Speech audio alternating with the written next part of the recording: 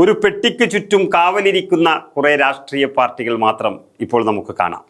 എങ്കിലും UDFന് നിലമ്പൂരിൽ എങ്ങനെയാണ് ഇത്ര ആത്മവിശ്വാസം വന്നിരിക്കുന്നത്? നിലമ്പൂര് ഇത്തവണത്തെ ഉപതെരഞ്ഞെടുപ്പിൻ്റെ മത്സരം എന്ന് പറഞ്ഞാൽ ഒരു ചാനൽ പ്രവർത്തകൻ്റെ വാക്കുകളാണ് ഏറ്റവും നന്നായിട്ട് ഉപയോഗിക്കാവുന്നത്. ചാനൽ പ്രവർത്തകൻ്റെ വാക്കുകൾ എന്ന് പറഞ്ഞാൽ നിലമ്പൂരെ ഇത്തവണത്തെ മത്സരം ലോകപ്രശസ്തമായ നിലമ്പൂർ തേക്കിൻ്റെ കാതലും ചാലിയാർ പുഴയുടെ പരപ്പും ചേർന്ന രീതിയിലൊരു മത്സരമായിരുന്നു അത്. ഇവിടെ സാധാരണഗതിയിൽ അത്തരം രൂക്ഷമായ മത്സരങ്ങളിൽ UDF മത്സര രംഗത്തെങ്കിലും പിന്നോക്കം പോകുന്നതാണ് മുൻകാലങ്ങളിൽ നമ്മൾ കണ്ടിരിക്കുന്നത്. പക്ഷേ ഇപ്രാവശ്യം സത്യസന്ധമായി പറഞ്ഞാൽ പ്രചരണ രംഗത്ത് LDFൻ്റെ എല്ലാ പ്രവർത്തികളെയും എല്ലാ പ്രവർത്തന മേഖലകളിലും LDFനെ കവച്ചു വയ്ക്കാൻ UDFന് സാധിച്ചു എന്നുള്ളതാണ്. രണ്ടാമത്തെ കാര്യം, ജനങ്ങളുടെ വിശ്വസനീയത നേടിയെടുക്കാൻ പറ്റിയ ഒരുപറ്റം യുവ നേതൃത്വം, കുറേ ചെറുപ്പക്കാർ UDFന് വേണ്ടി അരയും തരയും മുറുക്ക് രംഗത്ത് വന്നു. അത് മുസ്ലിം ലീഗിൻ്റെയും കോൺഗ്രസിൻ്റെയും ഒരേ വേദിയിൽ വന്നു കഴിഞ്ഞപ്പോൾ അതിനുണ്ടായ ശക്തി ഇരട്ടി ശക്തിയായിട്ട് വർദ്ധിക്കുകയാണ് ചെയ്തത്. അത് തന്നെയാണ് UDF നേടാൻ പോകുന്ന വിജയത്തിൻ്റെയും അടിസ്ഥാനം. അതോടൊപ്പം തന്നെ ചേർത്ത് വെച്ച് പറയാൻ ഉള്ളത്, ശക്തമായ ഭരണവിരുദ്ധ വികാരം നിലമ്പൂരിൽ ഉണ്ടായിരുന്നു. അതായത് നിലമ്പൂരിൻ്റെ പ്രശ്നങ്ങൾക്കപ്പുറത്ത് നമുക്കറിയാം, പശ്ചിമഘട്ടത്തോട് ചേർന്ന് നിൽക്കുന്ന മലനിരകളോട് ചേർന്ന് നിൽക്കുന്ന അടിവാരത്തിൽ വലിയ വലിയ പ്രശ്നങ്ങളാണ് ഭൂമിയുമായി ബന്ധപ്പെട്ടുള്ളത്. അതുപോലെ തന്നെ വന്യമൃഗങ്ങളുടെ വലിയ ആക്രമണങ്ങൾ നടക്കുന്ന ഒരു മണ്ഡലം. തൊട്ടടുത്ത ഒരു 10 ദിവസം മുൻപാണ് തൊട്ടടുത്ത കാളികാവിൽ ഒരു കടുവ ഒരാളെ പിടിച്ചുകൊണ്ടുപോയി തിന്നത്. അത്രയ്ക്കും പൈശാചികമായ രീതിയിൽ മൃഗങ്ങൾ വേട്ടയാടുന്നൊരു മണ്ഡലം. അവിടെ സർക്കാരിനെതിരെ അവർക്ക് പറയാനും പ്രവർത്തിക്കാനും ഒരുപാടുണ്ടാകും. അതുപോലെ തന്നെ വയനാടൻ ചുരങ്ങൾ ഇറങ്ങി വരുന്ന ഇടങ്ങളിൽ കഴിഞ്ഞ വർഷം സംഭവിച്ച വലിയ ഒരു ദുരന്തം, ആ ദുരന്തത്തിൻ്റെ ബാക്കി പത്രമായി അവശേഷിക്കുന്ന പോത്തുകല്ല് ഉൾപ്പെടെയുള്ള നിലമ്പൂരിലെ പഞ്ചായത്തുകൾ, ഇതൊക്കെ വലിയ രീതിയിൽ CPMനെ ബാധിച്ചിരിക്കുന്നു എന്നുള്ളത് വളരെ വ്യക്തമാണ്. അതിനൊപ്പം തന്നെ എനിക്ക് ഏറ്റവും അധികം ബാധിച്ചു എന്ന് എൻ്റെ മനസ്സിൽ തോന്നുന്ന ഒരു കാര്യമുണ്ട്. അത് മുഖ്യമന്ത്രിയുടെ മലപ്പുറം പരാമർശം എന്ന് തന്നെ പറയേണ്ടി വരും. സാറിൻ്റെ അഭിപ്രായം എന്താണ് അതിനെക്കുറിച്ച്? താങ്കൾ ആദ്യം പറഞ്ഞ കാരണങ്ങൾ നിലനിൽക്കെ തന്നെ. ആ കാരണങ്ങൾ കൊണ്ട് മാത്രം ജനങ്ങൾ മറിച്ച് വോട്ട് ചെയ്യണമെന്നില്ല. കുറേ ചെയ്യും, എന്നാലും ഭൂരിഭാഗം പേരും അങ്ങനെ ചെയ്യണമെന്നില്ല. അവർ മുൻകാലങ്ങളിൽ ആരോടാണോ കൂറ് പുലർത്തുന്നത് അതനുസരിച്ച് വോട്ട് ചെയ്യും. പക്ഷേ ഈ പ്രശ്നങ്ങളുടെ നടുക്ക് ഒരു വൈകാരിക പ്രശ്നം ഉയർത്താൻ കോൺഗ്രസിന് സാധിച്ചു. അത് മുഖ്യമന്ത്രിയുടെ മലപ്പുറംകാരെക്കുറിച്ചുള്ള കമൻ്റാണ്. മലപ്പുറം കള്ളക്കടത്ത് ജില്ലയാണ്, മയക്കുമരുന്നിൻ്റെ ജില്ലയാണ്. ആ രീതിയിൽ കേരളത്തിൻ്റെ മുഖ്യമന്ത്രി പറയുമ്പോൾ അങ്ങനെ ഉണ്ടെങ്കിൽ തന്നെ അത് പിടിക്കാനും നിയന്ത്രിക്കാനും ബാധ്യതപ്പെട്ട ആഭ്യന്തര വകുപ്പിൻ്റെ ചുമതലയുള്ള മുഖ്യമന്ത്രിയാണ് അത് പറയുന്നത്. അവിടെ തന്നെ കോൺഗ്രസ്സിന് അത് വളരെ ശക്തമായ പ്രചരണായുധമാക്കാൻ സാധിച്ചു. കോൺഗ്രസ്സിന് പറയാൻ പലപ്പോഴും ഇത്തരം പ്രചരണങ്ങൾ വരുമ്പോൾ കോൺഗ്രസ് ഒരു സ്റ്റേറ്റ്മെൻറ്റ് കൊണ്ടോ ഒരു പ്രസ്താവന കൊണ്ടോ ഒരു ചാനൽ ഇൻ്റർവ്യൂ കൊണ്ടോ നിർത്തുന്നതിന് പകരം ഇത് വീടാന്തരം മീറ്റിങ്ങുകൾ, കോർണർ മീറ്റിങ്ങുകൾ സാധിച്ചു, ഒന്നായി ഇത് അവതരിപ്പിക്കാൻ സാധിച്ചു. ഈ മലപ്പുറത്തെ ജനങ്ങൾ ഒന്നടങ്കം ഒരു കുറേ കാലമായി നമുക്കറിയാം, ഹിന്ദു ദിനപത്രത്തിൽ വന്ന ഈ വലിയ വിവാദ പരാമർശം അല്ലെങ്കിൽ ഒരു ഇൻ്റർവ്യൂ, അത് മുഖ്യമന്ത്രിയുടെ ഭാഗത്ത് നിന്ന് വന്ന അന്ന് മുതൽ മുഖ്യമന്ത്രിക്കെതിരെ ഓങ്ങി നിൽക്കുകയായിരുന്നു മലപ്പുറംകാർ. അന്നൊക്കെ ഈ നിലമ്പൂരിലെ ഒരു ഉപതെരഞ്ഞെടുപ്പ് വരുമെന്ന് ആരും പ്രതീക്ഷിച്ചിരുന്നില്ല, ഈ മുഖ്യമന്ത്രി വരെ പ്രതീക്ഷിച്ചിരുന്നില്ല. പക്ഷേ അതുകൊണ്ട് തന്നെ ഇത്രയും അൻവർ കൊടുത്ത ഈ അടി എന്ന് പറയുന്നത് തക്ക സമയത്തായിരുന്നു. അൻവറിന് ഗുണമില്ലെങ്കിലും UDFന് ചരിത്രത്തിൽ കിട്ടാവുന്ന ഏറ്റവും വലിയൊരു ഗുണമായി നിലമ്പൂർ തെരഞ്ഞെടുപ്പ് മാറി എന്നുള്ളതാണ്. അതിൻ്റെ ഒരു ഏറ്റവും പ്രധാനപ്പെട്ട ഒരു ഘടകം ഈ മലപ്പുറം പരാമർശം മുഖ്യമന്ത്രിയുടെ വായിൽ നിന്നൊരു അബദ്ധത്തിൽ വീണുപോയതായിരിക്കാം എന്നൊക്കെ പറഞ്ഞ് CPMകാർ ഇങ്ങനൊരു തടി തപ്പാൻ ശ്രമിക്കുമ്പോൾ അതിൻ്റെ ബാക്കി പത്രം എന്നുള്ള നിലയിലാണ് ഈ വെള്ളാപ്പള്ളി നടേശൻ്റെ ഒരു പരാമർശം കൂടി വന്നത്. അന്ന് എല്ലാവരും പറഞ്ഞത് മുഖ്യമന്ത്രി വെള്ളാപ്പള്ളി നടേശനെ ഈ നിലമ്പൂരിലേക്ക് അയച്ച് അല്ലെങ്കിൽ മലപ്പുറത്തിൻ്റെ മണ്ണിലേക്ക് അയച്ച് അവിടുന്ന് പറഞ്ഞിട്ട് മുസ്ലിങ്ങളെ ചീത്ത പറഞ്ഞിട്ട് വന്നോളൂ, ബാക്കി കാര്യം ഞാൻ നോക്കിക്കോളാം എന്നുള്ള രീതിയിൽ മുഖ്യമന്ത്രി പറഞ്ഞയച്ചു എന്നുള്ളത് തന്നെയാണ്. അതിന് തെളിവ് എന്നുള്ള രീതിയിൽ 4 ദിവസം കഴിയുമ്പോൾ ചേർത്തലയിൽ വിളിച്ച് ഇതേ വെള്ളാപ്പള്ളി നടേശന് മാലയിട്ട് കൊടുത്തത് മുഖ്യമന്ത്രി തന്നെയാണ്. അപ്പോൾ മലപ്പുറത്തെ ആരാണ് ചീത്ത വിളിക്കുന്നത്, മലപ്പുറത്തെ ആരാണ് ആക്ഷേപിക്കുന്നത്, ആ മലപ്പുറത്തെ ആക്ഷേപിക്കുന്നവർക്ക് പൂമാല ഇട്ടു കൊടുക്കാൻ മുഖ്യമന്ത്രി പിണറായി വിജയൻ തയ്യാറായിട്ട് മാസങ്ങളായി കേരളത്തിൽ. അതിനുള്ള തിരിച്ചടിയാണ് എനിക്ക് തോന്നുന്നു നിലമ്പൂരിൽ ഏറ്റവും വലുത് കിട്ടാൻ സാധ്യതയുള്ളത്. അൻവറിൻ്റെ കോൺട്രിബ്യൂഷൻ പറഞ്ഞപ്പോൾ അൻവർ പിണറായിക്കെതിരായുള്ള അല്ലെ പിണറായി വിജയനെതിരായുള്ള രൂക്ഷമായ ആരോപണങ്ങൾ ഉന്നയിക്കുന്നത് കോൺഗ്രസിന് സഹായകരമായി. അൻവർ ഉയർത്തിയ ബഹുജന പ്രശ്നങ്ങളുടെ മുതലെടുപ്പ് നടത്തിയത്, ചൂഷണം നടത്തിയത്, അല്ലെ ആ സുവർണാവസരം വിനിയോഗിക്കാൻ സാധിച്ചത് കോൺഗ്രസിനാണ്. ഇതേപോലെ തന്നെയാണ് ശബരിമലയിൽ പന്തളം കൊട്ടാരവുമായി ബന്ധപ്പെട്ട ശബരിമലയിലെ പരിഷ്കാരങ്ങൾക്കെതിരായി സ്ത്രീ പ്രവേശനവുമായി ബന്ധപ്പെട്ട് പന്തളത്ത് തുടങ്ങിയ ഒരു സമരം. അത് BJP സുരേന്ദ്രനൊപ്പമുള്ളവർ വിചാരിച്ചു അത് മുഴുവൻ BJPക്ക് അനുകൂലമായി ആ ഹൈന്ദവ വികാരം മാറും എന്ന് വിചാരിച്ചു. പക്ഷേ ഫലത്തിൽ അത് ആത്യന്തികമായി കോൺഗ്രസിനും UDFനും അനുകൂലമായി മാറുകയാണ് ചെയ്തത്. അതുപോലെ തന്നെയാണ് അൻവർ ഉയർത്തിയ പ്രശ്നങ്ങളും ഫലപ്രദം ഉപയോഗിക്കാൻ പറ്റിയത് കോൺഗ്രസിനാണ്. ഇനി രണ്ടാമത്തെ കാര്യം, ഇത് ഉയർത്തുന്നത് ആരാണ്? സാക്ഷാൽ പിണറായി വിജയൻ. പിണറായി വിജയൻ ഇവിടെ മലപ്പുറം ജില്ലയെപ്പറ്റി പറയുമ്പോൾ പിണറായി വിജയൻ്റെ ഓഫീസിനെ പറ്റി, മുഖ്യമന്ത്രിയുടെ ഓഫീസിനെ പറ്റി എന്താണ് പ്രധാനമന്ത്രി പറഞ്ഞത്? കള്ളക്കടത്തുകാരുടെ ഓഫീസ് എന്ന് സ്വയം ലേബൽ ഒടിച്ച് നടക്കുന്ന കള്ളക്കടത്തുകാരുടെ ഓഫീസാണെന്ന് ഇന്ത്യയുടെ പ്രധാനമന്ത്രി പറയുന്നു. അതേ സമയത്ത് തന്നെയാണ് PV അൻവർ അന്ന് ചെറിയ ഒരു വ്യക്തിയല്ല. PV അൻവർ പിണറായി മന്ത്രിസഭയിൽ ഇല്ലെങ്കിലും പിണറായി വിജയന്റെ പാർട്ടിയുടെ MLA ആണ്, ഒരു സ്വതന്ത്ര MLA ആണ് CPMന്റെ. ആ CPMന്റെ MLA മുതൽ രാജ്യത്തിന്റെ പ്രധാനമന്ത്രി വരെ പറയുന്നു മുഖ്യമന്ത്രിയുടെ ഓഫീസ് തട്ടിപ്പിന്റെ കൂടാരമാണ് എന്നുള്ളത്. അത് തീർച്ചയായും അതിൻ്റെ ഒരു പ്രതിഫലനം ഉണ്ടാകും എന്നുള്ളത് തീർച്ചയാണ്.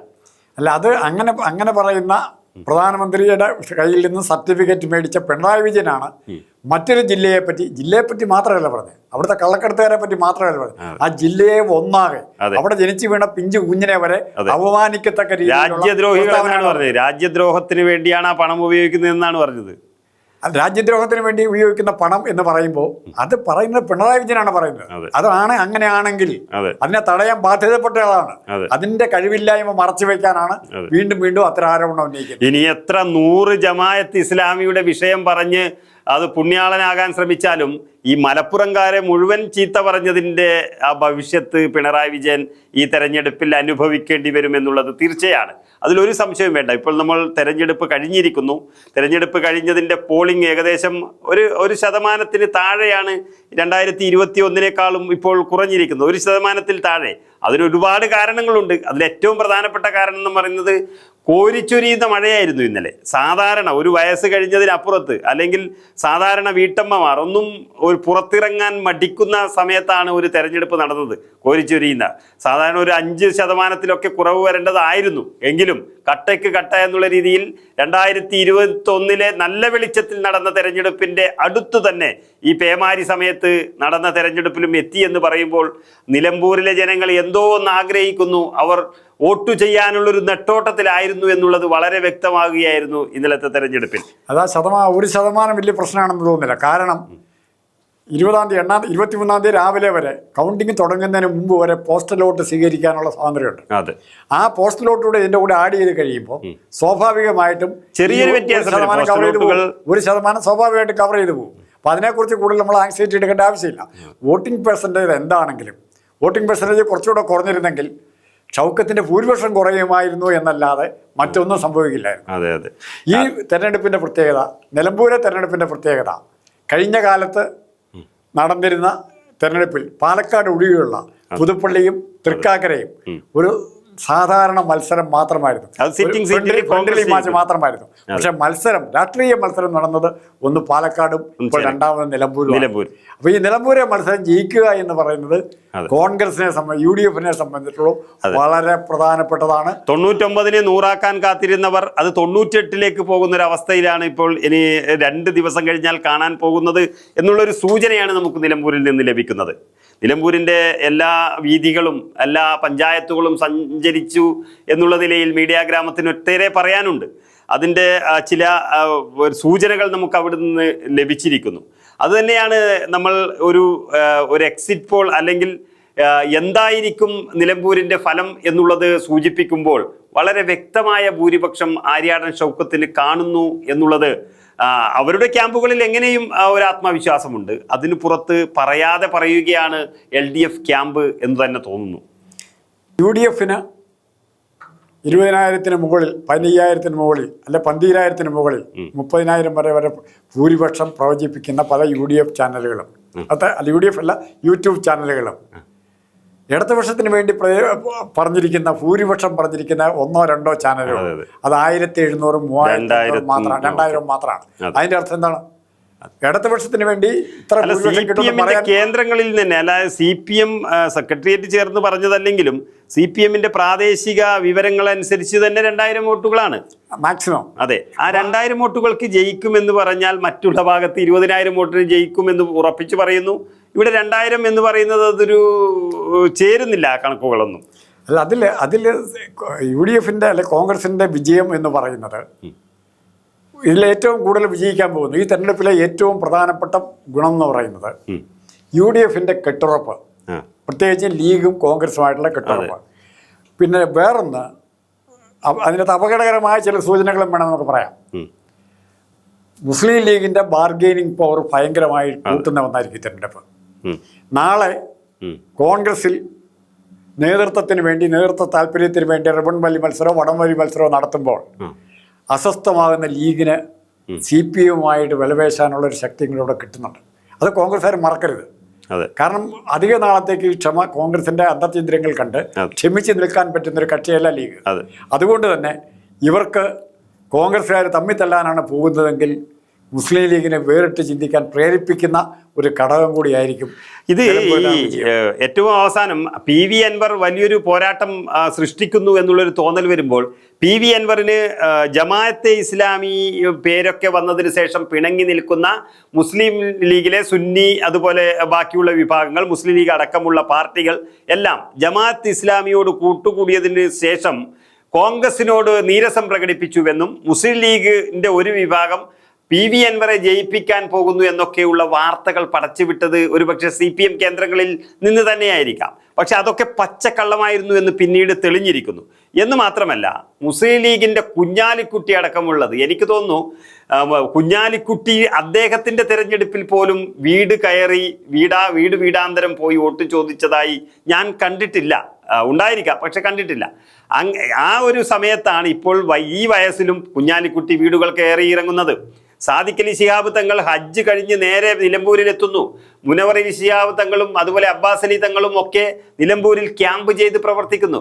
ഇങ്ങനെ മുസ്ലിം ലീഗ് പറയുന്നു കടിഞ്ഞാൺ അല്ലെങ്കിൽ ഞങ്ങളാണ് ചുക്കാൻ പിടിക്കുന്നത്. UDF ജയിക്കേണ്ടതിൻ്റെ ആദ്യത്തെ ആഗ്രഹം പ്രകടിപ്പിക്കുന്നത് മുസ്ലിം ലീഗാണ്, ഞങ്ങളാണിത് ജയിപ്പിച്ചു കൊടുക്കാൻ പോകുന്നത് എന്നുള്ള ഒറ്റ വാക്ക് അവരുടെ ഭാഗത്തു നിന്നെല്ലാം വരുന്നു. കുറേ കാലമായി കാണാത്ത തരത്തിൽ UDF ഒറ്റക്കെട്ടാകുന്നു. അത് തന്നെയാണ് ഇതിലെ ഏറ്റവും വലിയ വിജയത്തിന് കാരണമെന്ന് എനിക്ക് തോന്നുന്നു. നിലമ്പൂർ വിജയിച്ചാൽ, UDF വിജയിച്ചാൽ, ഒരു കക്ഷി എന്നുള്ള നിലയിൽ ലീഗിനുണ്ടാകാൻ പോകുന്ന ക്ലൗഡ്, ഒരു അപ്രമാദിത്വം മറ്റാർക്കും ചോദ്യം ചെയ്യാൻ പറ്റില്ല. അതുപോലെ തന്നെ 5ാം മന്ത്രിസ്ഥാനത്തേക്കാൾ കൂടുതൽ ലീഗിന് ചോദിക്കാതെ തന്നെ ചിലപ്പോൾ കൂടുതൽ സീറ്റോ കൂടുതൽ മന്ത്രിസ്ഥാനോ കൊടുക്കാൻ UDF നിർബന്ധിതരാകും. ഇവിടെ ഓരോ കാലത്തും പറ്റുന്ന കുഴപ്പങ്ങൾ, താൻ വിചാരിക്കുന്നതാണ്, താൻ പറയുന്നതാണ് ശരി എന്നുള്ള ധാരണയിൽ സംഘടനയെയും മുന്നണിയെയും നയിക്കാൻ നോക്കുന്ന ചില ആൾക്കാരുണ്ട്. ഇതിൽ പരാജയപ്പെടുന്നവരുണ്ട്. ഇപ്പം VD സതീശൻ്റെ വിജയം എന്ന് പറയാൻ ഒറ്റ കാരണമേ ഉള്ളൂ, അൻവർ ഉണ്ടാക്കി കൊടുക്കുന്ന VD സതീശനാണ്. അൻവർ ഒരു ഫാക്ടറായിട്ട് വന്നില്ലായിരുന്നുവെങ്കിൽ പോലും ഇങ്ങനെ ഒരു തെരഞ്ഞെടുപ്പ് കൂടി ഉണ്ടായിരുന്നെങ്കിൽ, മറ്റെന്തെങ്കിലും കാരണത്താൽ വേറെടുപ്പ് ഉണ്ടായാലും അവിടെ UDF ജയിക്കുമായിരുന്നു. അപ്പം അൻവറാണ് VD സതീശനെ വളർത്തിയതാരാ? അൻവറിൻ്റെ പ്രസ്താവനകളാണ് കോൺഗ്രസ് പ്രവർത്തകരെ സതീശൻ്റെ പുറകിലേക്ക് തള്ളിവിട്ടത്. ആരെയൊക്കെയാണോ അൻവർ എതിർത്തിരിക്കുന്നത്? അൻവറിന്റെ വിഷയം എന്നതിനപ്പുറം നമുക്കിപ്പോൾ ഇതിൽ കാണാൻ വേണ്ടി കഴിയുന്നത് ഈ പഞ്ചായത്തുകളിലേക്ക് ഏകദേശം നമ്മൾ മനസ്സിലാക്കുന്നത് അൻവറിന്റെ വിഷയവും VD സതീശന്റെ വിഷയവും ഒക്കെ വലിയ രീതിയിൽ ഇനി ചർച്ച ചെയ്യാൻ പോവുകയാണ് കേരളത്തിൽ. അതിനപ്പുറം അത് ഈ തോൽവിയോടുകൂടി ഒരു പക്ഷേ PV അൻവർ എന്ന രാഷ്ട്രീയ നേതാവ് ഒരു പക്ഷേ സൈഡാകാനും സാധ്യതയുണ്ട്. ഇതിനപ്പുറം ഞാൻ ഈ നിലമ്പൂരിലെ ഒരു വിജയം എന്ന് പറയുന്നത് 7 പഞ്ചായത്തും ഒരു മുനിസിപ്പാലിറ്റിയും ചേർന്നതാണ്. മുനിസിപ്പാലിറ്റി CPMന്റെ കോട്ടയാണ് ആയിരുന്നു. കഴിഞ്ഞ തിരഞ്ഞെടുപ്പിലൊക്കെ നല്ല ഭൂരിപക്ഷം അവർക്ക് നൽകിയിരുന്നു. ബാക്കി 7 പഞ്ചായത്തുകളും സാമാന്യം ഈ കട്ടക്ക് കട്ട എന്നുള്ള രീതിയിലാണ്. അതിൽ മൂത്തേടം പഞ്ചായത്ത് മാത്രം കോൺഗ്രസിന്റെ കോട്ട എന്നറിയപ്പെടുന്നു. അതുപോലെ അമരമ്പലം, കരുളായി പഞ്ചായത്ത് CPMന്റെ കോട്ട എന്നും അറിയപ്പെടുന്നു. ബാക്കിയുള്ള പഞ്ചായത്തുകളെല്ലാം ഇഞ്ചോടിഞ്ച് പോരാട്ടമാണ്. വഴിക്കടവ്, ചുങ്കത്തറ തുടങ്ങിയ പഞ്ചായത്തുകളൊക്കെ ഇത്തവണ UDFന് മുൻതൂക്കം നൽകാനും മൂത്തേടം പഞ്ചായത്തിൽ വലിയ അതിഗംഭീരമായ ഒരു മുന്നേറ്റം നടത്താനും ഒക്കെ UDF സാധ്യതയുണ്ട് എന്ന് പറയുന്നു. ബാക്കിയുള്ള ഇടങ്ങളിൽ വരുന്ന ഏറ്റവും പ്രധാനപ്പെട്ട പ്രശ്നം എന്ന് പറയുന്നത് അൻവർ പിടിച്ചിരിക്കുന്നത് CPMന്റെ വോട്ടുകളാണ് മുനിസിപ്പാലിറ്റിക്കുള്ളിൽ എന്ന് പറയുമ്പോൾ അവിടെ അൻവറിൻ്റെ വോട്ടുകൾ കൂടുകയും CPMന്റെ വോട്ടുകൾ കുറയുകയും ചെയ്യുമ്പോഴാണ് അവിടെ UDF കടന്നു കയറുന്നത് എന്നാണ് ഞാൻ മനസ്സിലാക്കുന്നത്. അവിടെ സൂക്ഷിക്കേണ്ട ഒരു ഫോർമുല, കോൺഗ്രസിന് അതിൻ്റെ ഔന്നത്യം അല്ലെ ലീഗിന് അതിൻ്റെ ഔന്നത്യ സംഘടനാപരമായ കെട്ടുറപ്പ് തെളിയിക്കണമെങ്കിൽ ഈ 2 കക്ഷികൾ, അതായത് CPMന്റെ വോട്ടും അൻവറിൻ്റെ വോട്ടും കൂടെ കൂട്ടിക്കിട്ടുന്നതിനേക്കാൾ കൂടുതൽ ഭൂരിപക്ഷം ആർക്ക് കിട്ടണം? ഷൗക്കത്തിന് കിട്ടണം. അല്ലെ അൻവറിൻ്റെ കിട്ടുന്ന വോട്ടിനേക്കാൾ കൂടുതൽ ഭൂരിപക്ഷം ഷൗക്കത്തിനുണ്ടായിരിക്കണം. അങ്ങനെ ഒരു ഭൂരിപക്ഷം കിട്ടിക്കഴിയുമ്പോൾ അൻവർ ഒരു ഘടകമല്ല തെളിയിക്കാൻ പറ്റും. കഴിഞ്ഞ പ്രാവശ്യം അതുപോലെ CPMന് കാര്യമായിട്ട് വോട്ട് കുറയുന്നില്ലെങ്കിൽ അൻവറിന് കഴിഞ്ഞ പ്രാവശ്യം ഇടതുപക്ഷത്തിന് വോട്ട് കൊടുക്കാൻ പറ്റിയിട്ടില്ല എന്ന് സമ്മതിക്കേണ്ടി വരും. രണ്ടും അൻവറിനെ കാത്തിരിക്കുന്ന 2 അപകടമാണ്. അതോടൊപ്പം ഞാൻ മനസ്സിലാക്കിയിരിക്കുന്ന മറ്റൊരു പ്രധാനപ്പെട്ട കാര്യം അവസാനമായി പറയാം. അതായത് അൻവർ ഷൗക്കത്തിനെ വളരെയധികം മോശം വാക്കുകളിലൊക്കെ ആക്ഷേപിക്കുന്നുണ്ടെങ്കിലും അൻവർ ഏറ്റവും അവസാനം ഒടുവിൽ പോളിംഗ് ബൂത്തിൽ ചെല്ലുന്ന സമയത്ത് നടത്തിയ ചില നീക്കങ്ങൾ എന്ന് പറയുന്നത് പരമാവധി CPM വോട്ടുകൾ പിടിച്ചെടുത്ത് തന്നിലേക്ക് ആകർഷിപ്പിച്ച് UDFന് വലിയ രീതിയിൽ ഭൂരിപക്ഷം നൽകുക എന്നുള്ളതാണ്. ഇതെന്തിന് എന്ന് പറഞ്ഞാൽ നാളെ താൻ പിടിച്ച വോട്ടുകൾ UDFന് ഗുണം ചെയ്തു എന്നുള്ളത് വരുത്തി തീർത്ത് UDFൽ എന്തെങ്കിലും ചോദിക്കാൻ പറ്റുമോ എന്നുള്ളൊരു നീക്കം കൂടി അൻവർ നടത്തിയിരുന്നു. അത് തന്നെയായിരിക്കും UDFന്റെ മുന്നേറ്റത്തിനുള്ള ഒരു കാരണം. UDFന്റെ മുന്നേറ്റം അതിശക്തമായി ഉണ്ടാകുമെന്ന് തന്നെ നമുക്ക് പറയേണ്ടി വരും.